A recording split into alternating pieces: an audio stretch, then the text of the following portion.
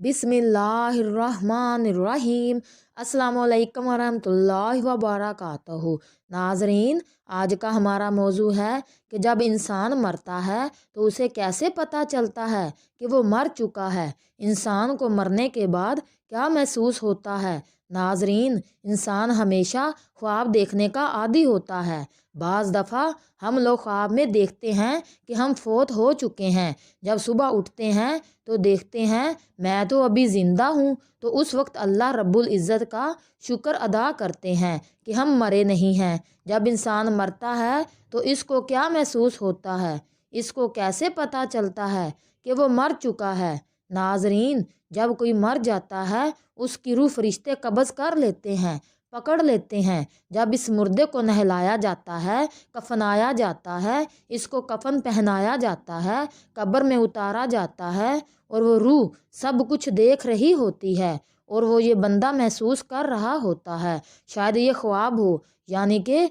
वो इन सब मामलात को देख रहा होता है। वो देख रहा होता है उसकी वालदा रो रही है, वो देख रहा होता है उसका भाई रो रहा है। जितने लोग रो रहे होते हैं सब उसकी आंखों के सामने होते हैं, उसको सब मालूम होता है। लेकिन जब इसको नहला धुलाकर कफन पहनाकर इसको कब्र में लटा दिया जाता है तो उस वक्त वो यही समझता है कि ख्वाब है। जैसे आंख खोलता है तो क्या देखता है, अपनी कमीज़ को देखता है। कमीज़ उसके बदन पर नहीं होती। अपनी शलवार को देखता है, वो नहीं होती। वो बस ये देखता है कि वो कफन के अंदर लिपटा होता है। उस वक्त इसको एहसास होता है कि मैं हकीकत में मर चुका हूँ। अल्लाह रब्बुल इज़्ज़त उस वक्त उसकी रूह को उसके अंदर फूंक देते हैं, उसको वापस भेज देते हैं। याद रखें, कब्र के अंदर रूह का ताल्लुक कुछ ना कुछ दर्जे में ज़रूर होता है। वो कब्र के अजाब को महसूस करता है तो वो उस वक्त जब देखता है कि मैं तो मर चुका हूँ,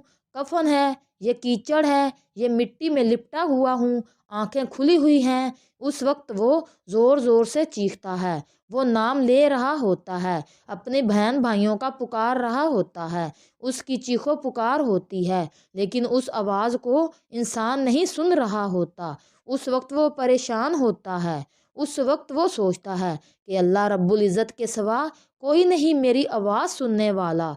वो अल्लाह को उस वक्त कहता है, या अल्लाह तू मुझे माफ़ कर दे। फिर इसके पास दो फरिश्ते आते हैं। दो फरिश्ते वो वाले होते हैं, अगर तू वो अच्छा इंसान होता है तो दो फरिश्ते आकर इसको तसल्ली देते हैं। नाजरीन, हदीस मुबारका में आता है, कब्र को मिट्टी का ढेर मत समझो, ये मिट्टी का ढेर नहीं है, जन्नत के बागों में से बाग है, ये जहन्नम के गढ़ों में से गड़ा है, इसको मिट्टी मत समझो। सहाबा कराम रिजवानुल्लाह अलैहिम अजमाइन कब्र पर जाया करते थे, रोना शुरू हो जाया करते थे। कई सहाबा के वाक़यात हैं और कहा करते थे, ये हमारा पहला घर है, अगर इसमें कामयाब हो गए तो अल्लाह रब्बुल इज़्ज़त आखिरत में भी कामयाबी अता फरमा देंगे। तो उस वक्त इंसान के पास फरिश्ते आते हैं और इसको दिलासा देते हैं। नाजरीन, हदीस मुबारका में आता है, कब्र खोल दी जाती है, उसके लिए हद निगाह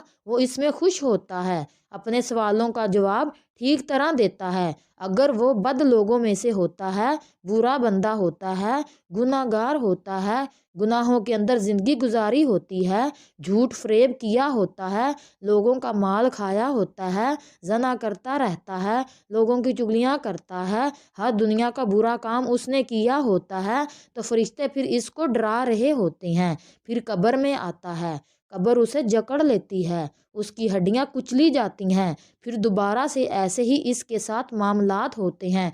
तो लिहाजा अपने अमाल ठीक कर लीजिए, नमाज के पाबंद बन जाइए, अल्लाह रब्बुल इज़्ज़त को राज़ी कर लीजिए। अल्लाह के नबी ने फरमाया, अक्लमंद इंसान वो है जो मरने से पहले पहले मरने की तैयारी कर ले। नाजरीन, अभी भी वक्त है, फोत हो गए तो फिर वक्त नहीं होगा, इसलिए इस ज़िंदगी की कदर कीजिए। इंसान की वफ़ात से लेकर क़यामत कायम होने तक تک کا زمانہ عالم برزخ ہے، اور برزخی زندگی کا انصار صرف قبر نہیں ہے بلکہ موت کے بعد جس میں انسانی کے اعضاء جہاں بھی پائے جائیں، خواہ وہ مٹی کا گڑھا ہو یا سمندر کا پانی ہو یا جانوروں کا پیٹ ہو، یہ سب اس کے لیے قبر کے درجے میں ہے اور یہی برزخی زندگی کہلاتی ہے۔ ناظرین، موت کے بعد اسی عالم برزخ میں روح انسانی اپنے بدن یا جزوِ بدن کی طرف متوجہ ہوتی ہے تاکہ وہ منکر نکیر کے سوالات کا جواب دے سکے،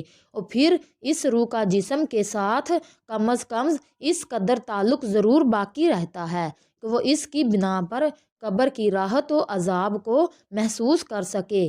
تاہم یہ ایسی چیز ہے جو انسانی آنکھوں سے نظر نہیں آ سکتی اور بندہ اس کی کیفیات جاننے کا مکلف بھی نہیں ہے۔ اس پر بلا کسی تفصیل کے مخبر صادق کی خبر دینے پر ایمان لانا ضروری ہے۔ مرنے کے بعد بھی روح کا تعلق بدن انسانی کے ساتھ باقی رہتا ہے، اگرچہ روح بدن سے جدا ہو گئی مگر بدن پر جو گزرے گی روح ضرور اس سے آگاہ و متاثر ہوگی۔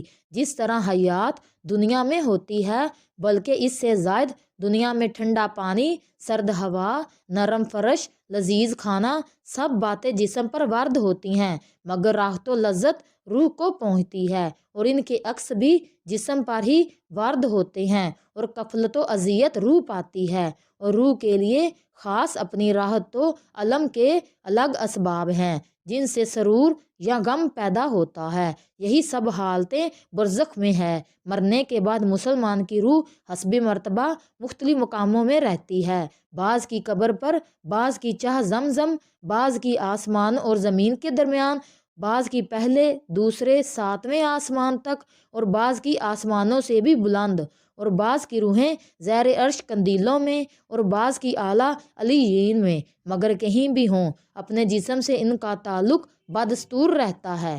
جو کوئی قبر پر آئے اسے دیکھتے پہچانتے اس کی بات سنتے ہیں، بلکہ روح کا دیکھنا قرب قبر ہی سے مخصوص نہیں۔